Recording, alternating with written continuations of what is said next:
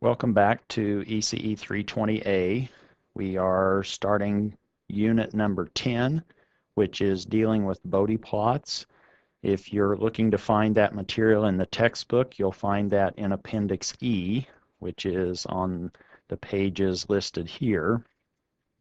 You will be responsible for completing homework number 10 at the end of this unit, and after finishing Unit 10, exam number 4 will be based on Units 9 and 10 material, where Unit number 10 is this particular unit. In this video, what I want to do is try to motivate Bode plots, and then at the end I will summarize a few key points that I want you to keep in mind as we're working through this unit pertaining to the topic of Bode plots. If you're thinking Bode plots, what you might be thinking about actually is how does this response vary with frequency? And here, how does this system or circuit, how does its response vary as a function of frequency? And hopefully you can see then that at this lower frequency, we don't have quite the gain. If this yellow highlight indicates the magnitude response, we might not have the gain at this low frequency as we might have at this mid-range frequency. If you were thinking graphic equalizer, you might want to be then reducing the bass.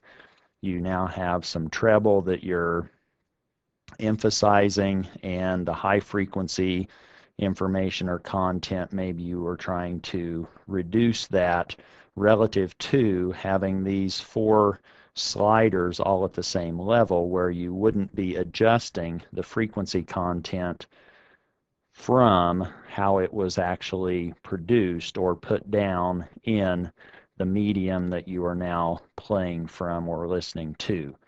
But in our particular case, what we are trying to do now is find this magnitude behavior, this yellow highlighted curve for different circuits. And let's just look at one particular circuit and see what we can infer from the transfer function that takes us now from the input signal or waveform V sub I to the output waveform V sub 0 of t. And we're talking now frequency response, which means that we will be taking these into the frequency domain or the S domain, and we'll be looking at the ratio between capital V sub 0 of S over capital V sub I of S. We want to know what's the transfer function between the input and the output for this circuit, or how does that circuit behave at different frequencies. And when I say how does it behave at different frequencies, you can think of this graphic equalizer. And another way that you could think of this is if I now shake this system at the input at a particular frequency, does the output now become amplified? Does the output now become reduced relative to the input waveform's magnitude at that particular frequency? And how much does the circuit actually shift in time, the response between the input waveform and the output waveform? And that shifting in time will be communicated in another piece, the second piece of our Bode plot, which is the phase piece. Meaning the Bode plot actually, we will be sketching two different curves. We will be sketching a magnitude curve with respect to frequency, which is this graphic equalizer, and we will also be sketching a phase curve, which really tells us the time relationship between the input waveform and the output waveform, and that's not shown in this graphic equalizer. This graphic equalizer is just dealing with the magnitude behavior. So if you wanted to think of this, this is now the magnitude of some system, or how do you now shape this recorded music with your particular equalizer from input to output.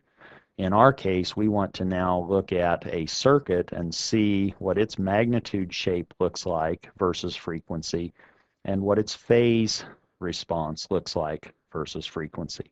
In this particular case, in this circuit, you can see that it involves an operational amplifier, an op-amp.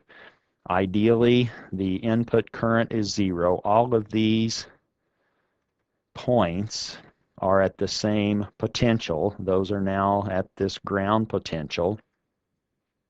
We have an ideal op-amp, so the current going into this op-amp, little I sub n or little I sub p, those are all going to be 0.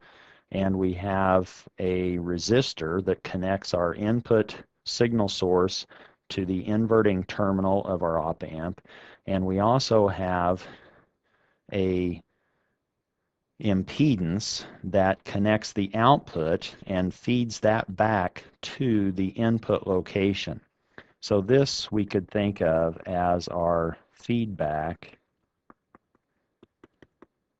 impedance. And we're saying impedance because we actually have two passive elements in parallel, and so it's not just a fixed value, a fixed resistor. It actually has some frequency dependency because of that capacitor that's now allowing information to be relayed from the output node back through this feedback impedance into the input.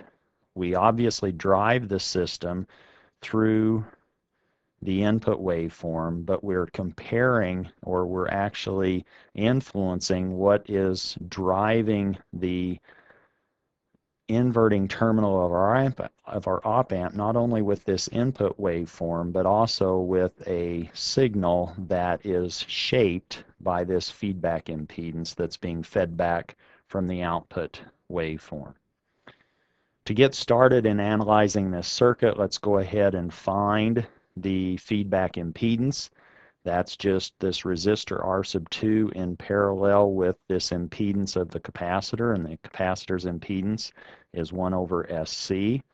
So we could say that that's the impedance of one of those elements times the impedance of the second element divided by the sum of those two impedances. If we obtain a common denominator, which is the product SC in the numerator and denominator expression, those denominators in the numerator and denominator are the same. Those cancel out, and we're then left with, in the numerator, R sub 2, and in the denominator, S R sub 2C plus 1. And this is now a frequency-dependent impedance, and I hope that you now are starting to understand that when you have S terms, now you're in the frequency space, and we are going to want to determine how does this impedance actually shape the transfer function as a function of frequency. The frequency shaping is due to this denominator expression, and we will analyze that actually in a minute. And we will use that information actually to try to find this transfer function between the input signal source and the output V sub 0, which is the output measured across that load resistor, capital R sub L. To find this relationship, we can see that there's really not much going on at the non-inverting terminal. That's connected to ground, which really then, by this virtual short across the op-amp terminals, input terminals, we now have the inverting terminal of the op-amp effectively grounded. And what we can now try to examine is what's happening current-wise at this node. We have now three different currents to worry about. We have a current leaving that node and going to the left. We have a current leaving that node and going to the right. And we also have this current, which we've already said is nothing because of the high input impedance of that op-amp, but let's go ahead and keep track of it and call it I sub little n. So the current in the frequency domain going to the left from this node that I've highlighted in blue is going to be this potential voltage at the inverting terminal minus the voltage at the source, V sub I, divided by R sub 1. That's now this particular current. That's the current going to the left, V sub n minus V sub I, the voltage dropped across R sub 1. The current going to the right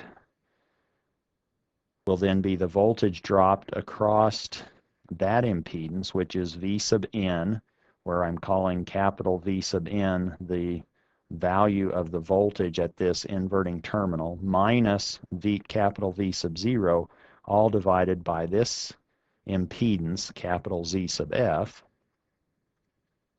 That's now this current.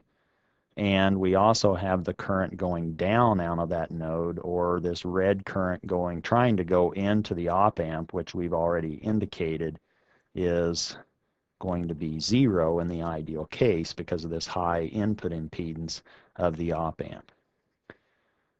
We've already said that this particular potential, V sub n, is virtually grounded because there's no voltage drop or this short circuit between the inverting and non-inverting, and the non-inverting terminal is grounded, meaning once we now have this KCL equation, V sub n can effectively be set to 0, and doing that allows us to simplify, and realizing that I sub n is 0, now we have two terms, minus V sub I over R1 minus V sub 0 over Z sub f.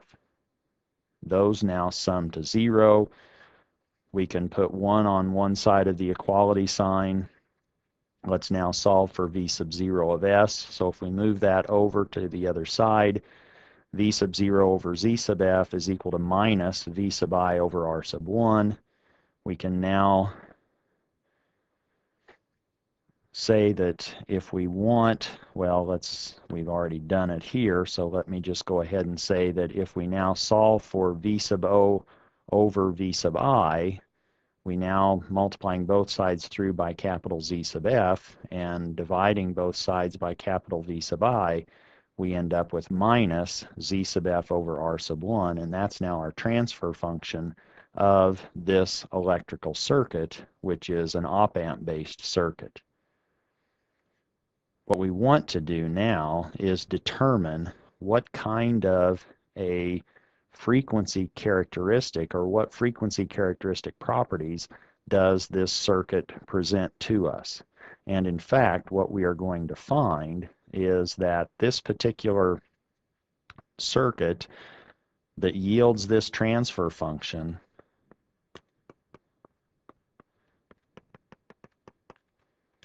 is actually a low-pass filter. And how do we know that? Well, we can look at the magnitude shape. And what is the magnitude shape?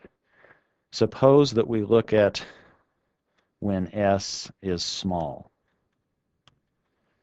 Ideally, if S is small, if we set S equal to 0, there's only one term in this transfer function, in this expression for capital H of S that contains an S. If we set that equal to 0, we end up with the denominator going to 1, which now gives us a constant value at low frequencies.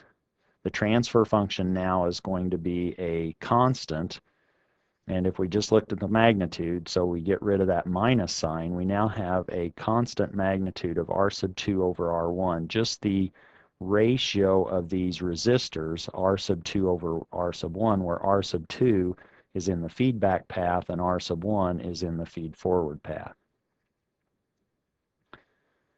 That's what happens at low frequencies. We have this constant behavior.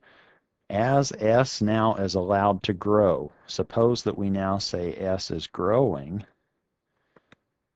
getting bigger in frequencies. Now what happens to our denominator? I hope you can see when we start asking about frequency response, we're now looking at S when we substitute j omega in for S, and we now evaluate this transfer function h of S, evaluated at S equal to j omega. We're really evaluating that along the imaginary axis from omega equal to 0 or DC all the way up to omega going off to infinity. As S grows bigger, hopefully you can see that the denominator is actually growing. And if the denominator is growing, then because that's downstairs and it's getting bigger, the transfer function's magnitude is actually shrinking or getting smaller. So if we wanted to think about this in terms of just basic behavior, we could say that, oh, at low frequencies, we have something that looks like that. That's supposed to be a flat curve. That wasn't supposed to be growing as we got larger in frequency. At high frequencies, we were actually shrinking. And what we are going to do is we are going to learn strategies for drawing these straight lines and finding where they intersect. And this is now the magnitude behavior of this particular circuit. And in fact, this particular point is going to be called the break frequency. That's where we break our behavior or the frequency behavior between what's happening at low frequencies and what happens at high frequencies. So this might be called the break frequency. You might hear it called the cutoff frequency. I might call it one or the other or both. And we are actually going to see that this particular frequency, we can say omega sub c for the cutoff, is actually going to be where the pole of this transfer function resides or lives. Let's see if we can make that connection. Let's now look at these issues with a little bit more specific analysis. So at low frequencies, again, we're evaluating the behavior along the imaginary axis. So S now becomes restricted to being equal to j omega, and we want to look at how does this transfer function, capital H of j omega, behave as we adjust omega. And in the limit, as omega goes to 0, that's at DC, or at low frequencies. Let's now look at what happens with respect to this particular system. But maybe what I should say before is I talked about the pole. Let me go ahead and conclude that thought. Where is our pole?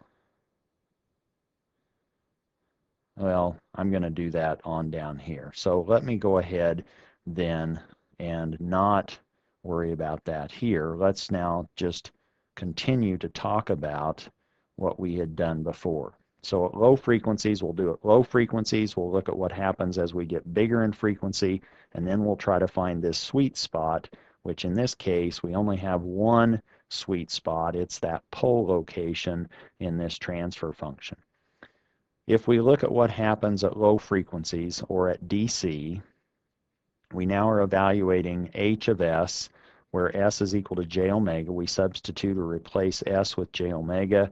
We set S equal to 0, or we set omega equal to 0. The j omega r sub 2c disappears, and we're left then in terms of a behavior at DC, we now have H sub 0 equaling minus r sub 2 over r sub 1. And so this is now our DC gain, or low frequency gain. What happens at high frequencies? When we let S equal to j omega, and we let omega go all the way from low frequencies to high frequencies, as we let omega get bigger, as it approaches infinity, the denominator just keeps getting bigger and bigger as omega grows. And as the denominator gets bigger in this expression, now the denominator grows, the entire transfer function gets smaller and smaller, and so we are left really with this red slope that is indicative of the magnitude behavior of this transfer function, capital H of S. We can now connect this low frequency behavior and high frequency behavior with an intermediate frequency, which is going to actually be, as I said, related to the denominator factor, which really is going to determine the pole of that transfer function, and the pole is going to be the value of S that causes that particular expression to vanish. We only have a polynomial in S, so we only have one value of S that causes that to happen. We now have our cutoff frequency. When we set that S R sub 2 C plus 1 term or factor equal to 0, we now have S is equal to minus 1 over R sub 2C. That we can also say is equal to minus 1 over tau, where tau is our time constant, and this is now our cutoff frequency that we had talked about before. Omega sub c is now this 1 over tau, or it's now 1 over R sub 2c. What's the magnitude of our transfer function at that intermediate frequency, 1 over R sub 2c? Let's now evaluate that magnitude, h of j omega, when omega is equal to 1 over R sub 2c.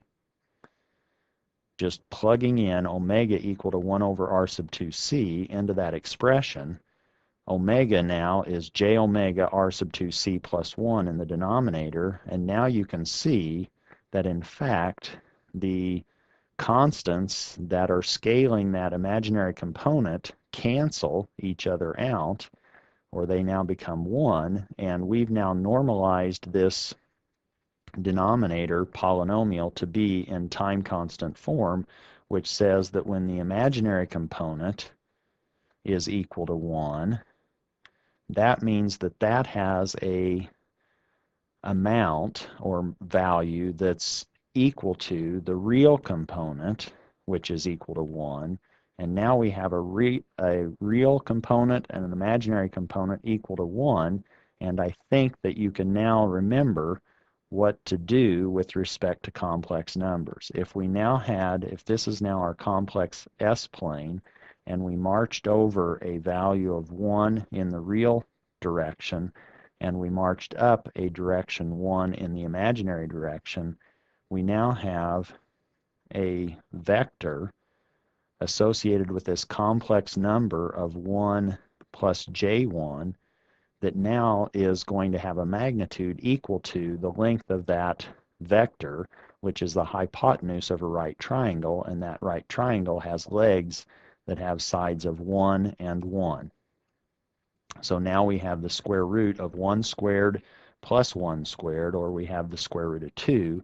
That's now the magnitude of this transfer function at this intermediate frequency at the cutoff frequency. We can also talk about this angle theta if we wanted to, and hopefully you can now see that the inverse tangent of the opposite side, which has a value of 1, over the adjacent side, which is 1, is actually going to produce an angle of 45 degrees. When we're talking about the phase at that particular cutoff frequency or intermediate frequency, the phase contribution would be 45, but because it's in the denominator, it's downstairs, it will actually be contributing a minus 45. Here we're focusing on the magnitude characteristics of this transfer function. We found the magnitude of our denominator now is the square root of 2. We had our original low frequency gain of R sub 2 over R sub 1. That's our DC gain. And now at this intermediate frequency, it's actually scaled by a factor of 1 over the square root of 2. And what is this 1 over the square root of 2 factor? In reality, if we go back here, what we're saying is that the actual curve is going to be square root of 2 is bigger than 1, so we know that we are now shrinking the value below the r sub 2 over r sub 1. This, when we're talking about decibels in magnitude, this is now 20 log base 10 of r sub 2 over r sub 1. That's the value of that particular curve. We now are going to be down a factor of 1 over the square root of 2, and in fact, we will be, the actual magnitude plot will be more like this dashed curve. We want to know then, and in fact, if this 1 over the square root of 2 is not too big, which if you're doing this in your head, you're saying, oh, that's 1 divided by 1.414, and if you remember, that's actually 0.7, so we're 70%, but we're doing it in log sense. So let's see what that really means in terms of decibels for this scaling of 1 over the square root of 2. So the scaling on our DC gain at the cutoff frequency is in dB going to be 20 log of 1 over the square root of 2. Well, that's 20 log of 1 minus 20 log of the square root of 2, just using the quotient properties of our logarithm, base 10. The log of 1 is 0, so we're really looking at minus 20 log square root of 2. Again, we can invoke our knowledge of logarithms and say, well, the square root of 2 is 2 raised to the 1/2 power.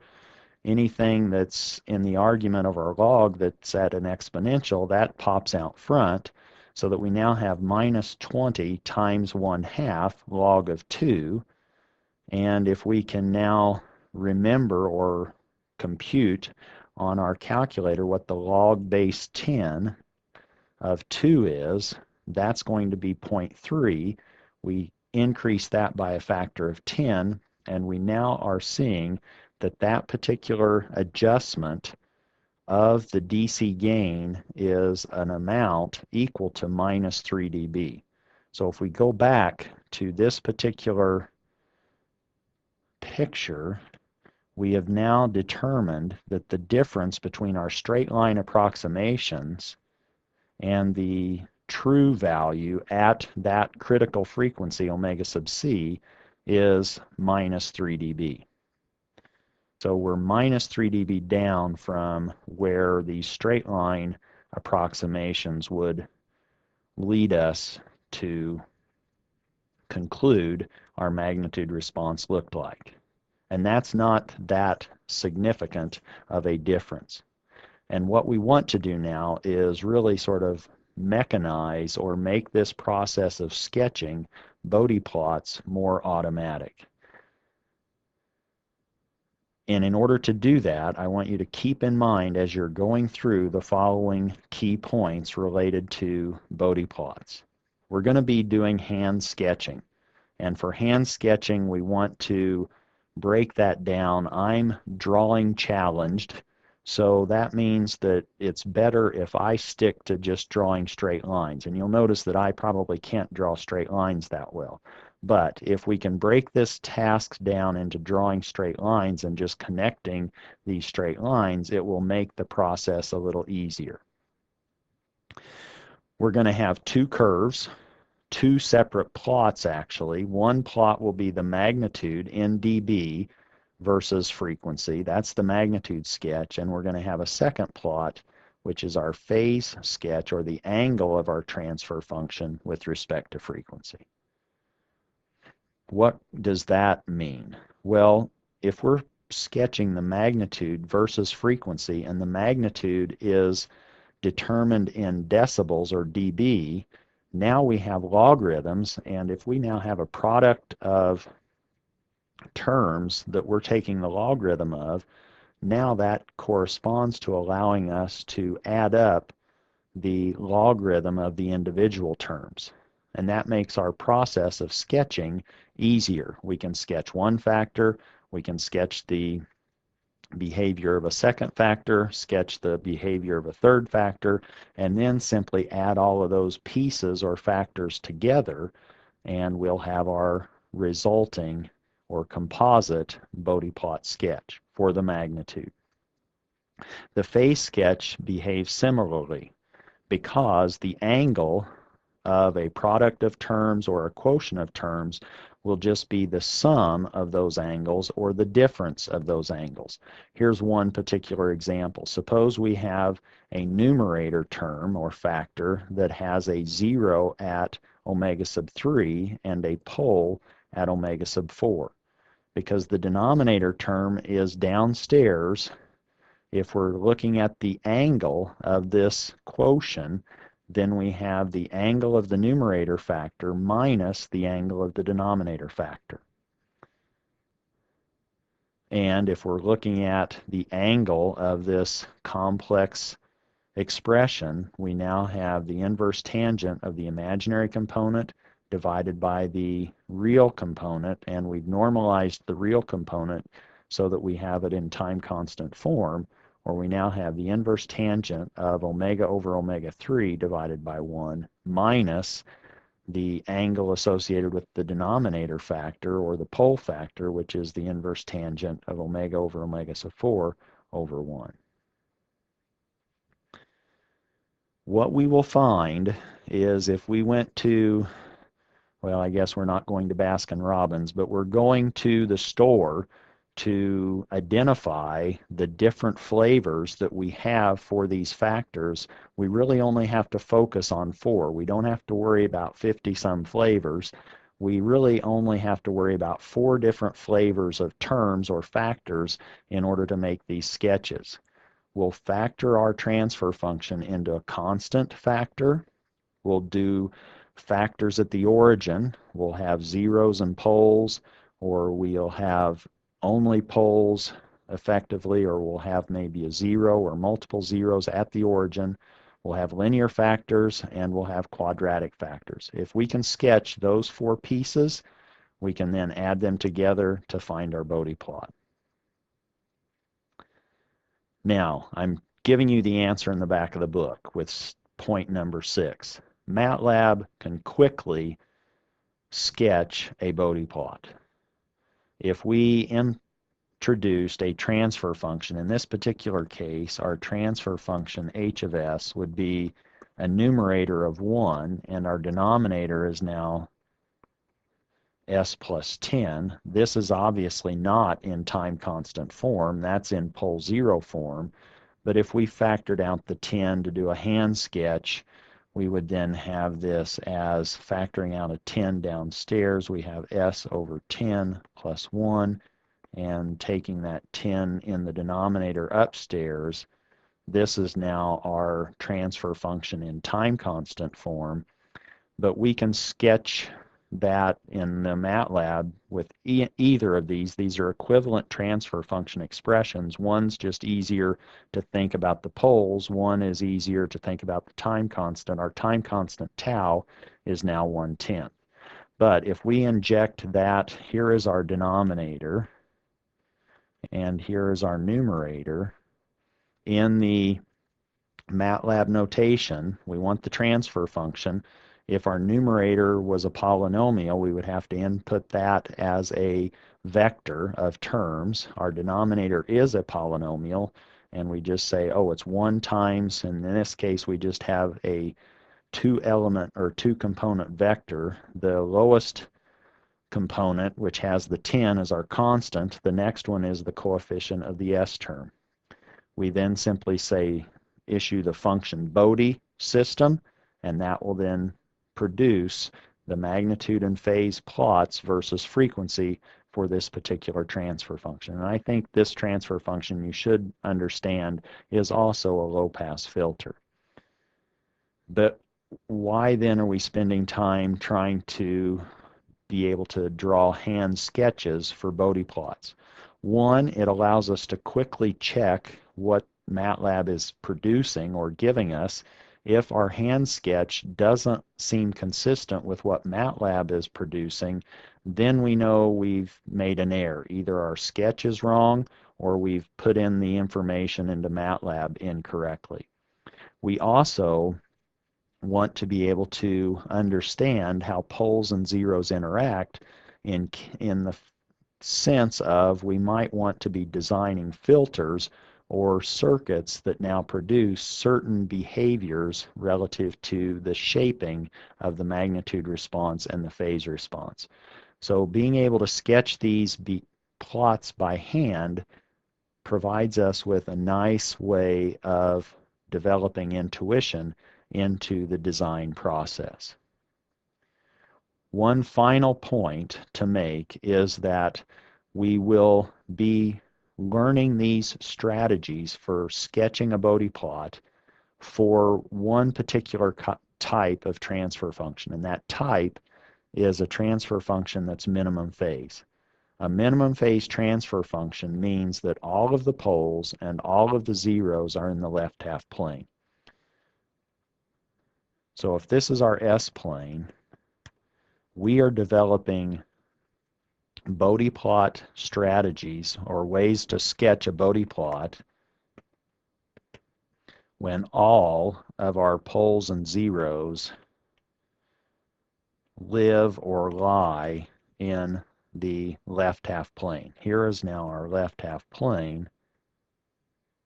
We don't want anything in the right half plane relative to poles and zeros, because we are only trying to gain the insight now relative to minimum phase transfer functions, and that means that we have all of our poles and zeros in the left half plane.